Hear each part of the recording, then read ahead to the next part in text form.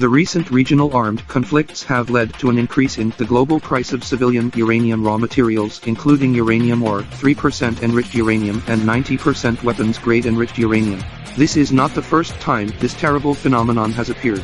According to the recollections of experienced students, the Iraq War in 2003, the Iranian nuclear issue in 2015, and the North Korean nuclear test in 2017 have all severely affected the Dow Jones Index and Nasdaq in related industries. DOC Index, which led to a sharp rise in uranium prices. High uranium prices have not only forced many school students to conduct nuclear disarmament, reducing strategic nuclear force reserves and spending, but have also affected their daily lives. According to some students in high latitudes, the price increase of 3% enriched uranium has made it difficult to maintain the heating of the dormitory. The more wise students think that it is undoubtedly a correct way to store more nuclear raw materials to deal with the energy crisis. However, in practice, they often cause huge safety hazards due to lack of technology and experience, which will not only lead to unqualified dormitory hygiene, is not conducive to their physical and mental health development. The focus of this course is that we will store nuclear material safely and efficiently. First, the buildings that store nuclear materials must be solid. A student living in New Mexico said that the day after he purchased and stored nuclear materials in the open air, the school was harassed by a Tupolev 160 supersonic variable sweep-wing long-range strategic bomber from the school. With 176 bombs, the 550-pound Fab 250 bomb mounted on the conventional bomb pylon caused a lot of damage to the school building.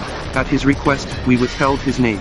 We recommend that you store nuclear materials in the basement, because it is not easy to be bombarded by hostile elements and spies in the school because of its good concealment. It is recommended that your raw materials are mainly cement with steel bars for pouring. Secondly, when storing nuclear fuel, attention should be paid to preventing irreversible damage to the human body, especially the surrounding residents, caused by its radioactivity. The most suitable material to achieve this is lead, which absorbs radiation very well. It is recommended that you take a 300-pound click-making container for storing nuclear fuel from the radiology department of the nearest medical institution and fill the container with ground lead powder to reduce the radiation intensity. In addition, it is also essential to accurately measure the radiation intensity. We need to use the Geiger-Miller counter to measure the radiation dose outside the storage room. If the dose is too high, further precautions are required. Finally, the prevention of spontaneous reactions of nuclear materials is the most critical issue.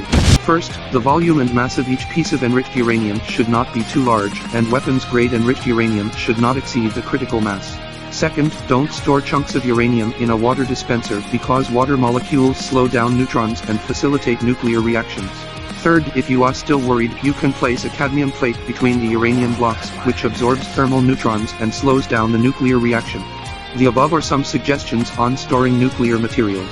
If you are in a state of anxiety about how to store nuclear materials, I hope this video can help you. See you in the next issue.